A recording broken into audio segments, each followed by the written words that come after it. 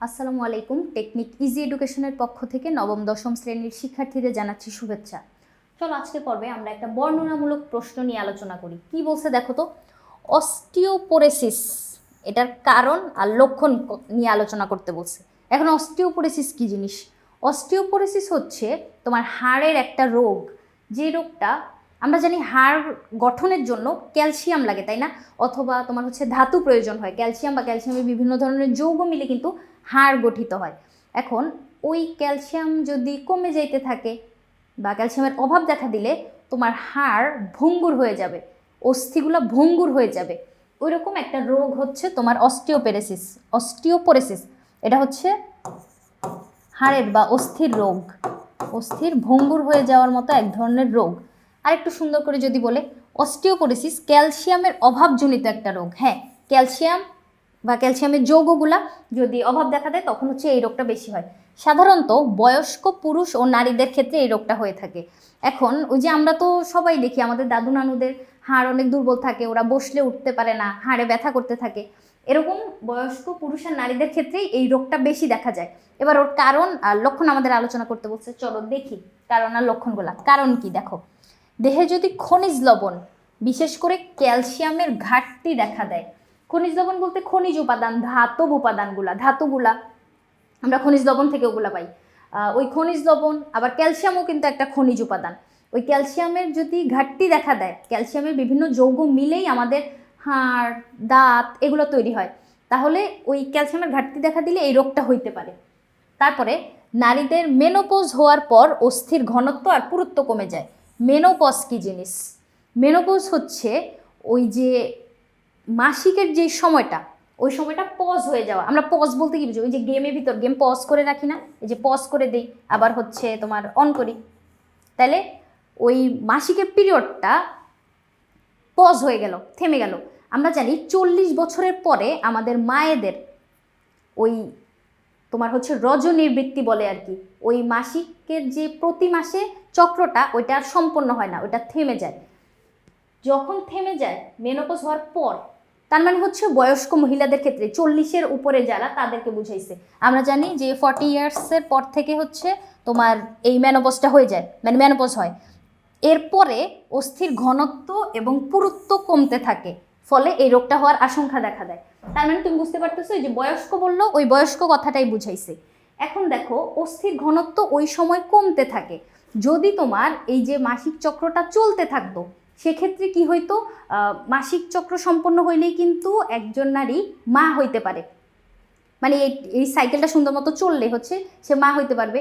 দেখো অস্থির ঘনত্ব কমে যেতে থাকে 40-এর পর থেকে।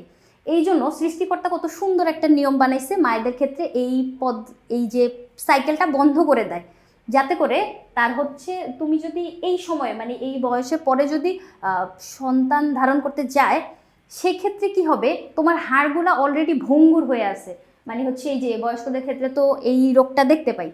তাহলে আমাদের এই যে হিপ বোন যেটা, শ্রোণীচক্রের যে হাড়টা, ওই জায়গায় অনেক বেশি প্রেশার পড়বে, মানে ভারটা বহন করতে মানে একটু ভার বহনের প্রয়োজন হয় না, সেক্ষেত্রে ওই প্রেশারের কারণে ওই মানুষটার কিন্তু অনেক ক্ষতি হইতে পারে। যার জন্য সৃষ্টিকর্তা এরকমভাবে সাইকেলটা তৈরি করছে, তোমার ওই 40-এর পরে হচ্ছে মেনোপজ করে দেয়।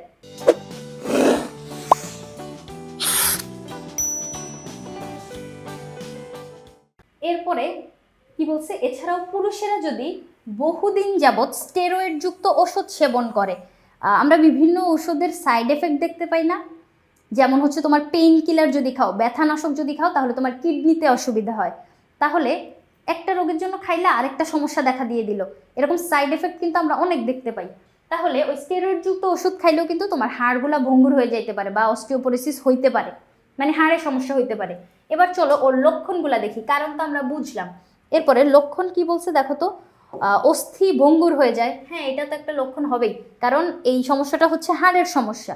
তাহলে হাড়গুলা কি হয়, ভঙ্গুর হয়ে যায়। ভঙ্গুর বলতে একটু জোরে আঘাত লাগলেই হচ্ছে ভেঙে যাইতে পারে, অথবা তুমি হচ্ছে জোরে আঘাত লাগাও লাগবে না, এমনিতেই হচ্ছে দুর্বল হয়ে যায়, ভঙ্গুর হয়ে যায় আর কি, একটু কিছু হইলে ভেঙে যেতে পারে। তারপরে ঘনত্ব কমতে থাকে। হ্যাঁ, হাড়ের ঘনত্ব যদি কমে যায় তাহলেই তো সে ভঙ্গুর হয়ে যাবে। ঘনত্ব যদি বেশি থাকতো তাহলে তো সে মজবুত থাকতো, ঘন হইতো, মজবুত হইতো, তাহলে ঘনত্ব কমে যায়। পেশির শক্তি কমতে থাকে। আমরা জানি কোনো তোমার চলনের ক্ষেত্রে, সঞ্চালনের ক্ষেত্রে কিন্তু ওই অস্থি আর পেশি একজন আরেকজনের সাথে সমন্বয় করেই হচ্ছে আমাদের চলাচলটা করি আমরা। তাহলে ওই অস্থির শক্তি যদি কমে যায় সেক্ষেত্রে পেশির শক্তিটাও হচ্ছে একটু এফেক্টেড হয়। পিঠের পেছনের দিকে ব্যথা অনুভব হয়, এটা কিভাবে বর্ণনা করা যায়? হাড়ে যেহেতু সমস্যা, আমাদের মেরুদণ্ড পিছন দিকে, পিঠের পিছনে মেরুদণ্ড আছে না, পুরা সোজা বরাবর 33টা হাড় মিলে পুরা একটা সোজা মেরুদণ্ড। এখন এই যে মেরুদণ্ড তখন দুর্বল হয়ে যাবে। তারপর তুমি দাঁড়াও কিভাবে? পায়ের হাড়ের উপর ইয়ে করে আমাদের কোমরের যে হাড়টা, শ্রোণীচক্রের যে হাড়টা, ওইটার সাথে তোমার মেরুদণ্ডটা সংযুক্ত থাকতেছে। তাহলে মেরুদণ্ডে যদি ব্যথা অনুভব হয় বা মেরুদণ্ডের হাড় যদি ভঙ্গুর হয়ে যায় তখন তো তোমার পিঠের পেছনের দিকে ব্যথা অনুভব হবে। এখন মেরুদণ্ড যদি নাজুক হয়ে যায় ও অথবা মনে করো একটু নড়ে চড়ে গেল, মেরুদণ্ডে কিন্তু ছোটো ছোটো ছোটো অনেকগুলো হাড়, মাত্র বললাম 33টা হাড় মিলে, তখন ওই মেরুদণ্ডের হাড়গুলো কিন্তু স্ট্রাকচারটা আবার আরেক রকম। ওর ছোট একটা কাঁটা থাকে, ওই কাঁটার ভিতরে কাঁটা খাঁজে খাঁজে আটকায় আটকায় আটকায় একটার উপর একটা লম্বা হয়। ওর ভিতর দিয়ে এই যে এরকম মাঝখানে হচ্ছে ফাঁকা জায়গা থাকে, এরকম ফাঁকা জায়গা ওর ভিতর দিয়ে স্নায়ু চলে যায়। এখন মনে করো হাড়টা একটু এলোমেলো হয়ে গেল, এলোমেলো হয়ে গেলে ওই স্নায়ুটাতে যে আঘাত লাগবে না, স্নায়ুটাকে সুরক্ষা দেওয়া তোমার কাজ। তুমি মেরুদণ্ড এরকম হয়ে হয়ে ওই স্নায়ুটা তোমার ভিতর দিয়ে যে গেলো, স্নায়ুটা তো নরম, তাহলে ওকে শেল্টার দেওয়া তোমার কাজ। এখন তুমি নড়ে গেছো যার জন্য স্নায়ুটা হচ্ছে এই জায়গায় হচ্ছে টান লাগতেছে বা একটু ঘষা লাগতেছে, এরকম সময় ব্যথা অনুভব হবে না? ওই কথাটা বলছে যে পিঠের পেছনের দিকে ব্যথা অনুভব হয়। তারপরে অস্থিতে ব্যথা অনুভব হয়। এখন অস্থিতে ব্যথা বলতে হচ্ছে ওই যে জয়েন্টে জয়েন্টে, অস্থি তো আমাদের দেহে অনেক মানে পুরাটাই তো হচ্ছে বিস্তৃত আছে। তাহলে ওই অস্থির যেহেতু রোগ ভঙ্গুর হয়ে গেছে, তো অস্থিতে তো ব্যথা অনুভব হবেই। তাহলে আশা করি এই কারণ আর লক্ষণ প্রতিটা ওয়ার্ড ধরে ধরে আমি বোঝানোর চেষ্টা করছি। আশা করি তোমাদেরকে বুঝাইতে পারছি। এই পর্যন্তই। পরবর্তী পর্ব দেখার আমন্ত্রণ রইল। ধন্যবাদ সবাইকে।